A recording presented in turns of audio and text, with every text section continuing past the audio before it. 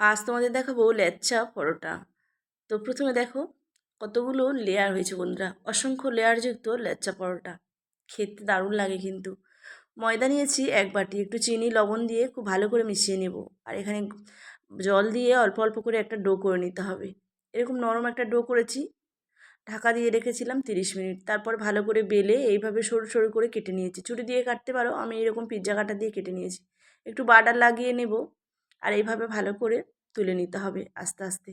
তারপর এইভাবে রোল করে নেব। নিলে কিন্তু হাত দিয়ে চেপে চেপে তৈরি করে নেব ল্যাচ্ছা পরোটা। তবে এটা বেলবো না, তাহলে লেয়ারগুলো কিন্তু চেপে যাবে। তারপরে চাটুতে দিয়ে খুব ভালো করে সেঁকে নেব। প্রথমে তেল ছাড়া, তারপরে বাটার দিয়ে সেঁকে নেব। দেখো অসংখ্য লেয়ারযুক্ত, একদম খুলে যাচ্ছে বন্ধুরা প্লেটে। দেখো এত সুন্দর লেয়ার হয়েছে। ল্যাচ্ছা পরোটার রেসিপি যদি ভালো লাগে একটা লাইক করে দেবে। ধন্যবাদ।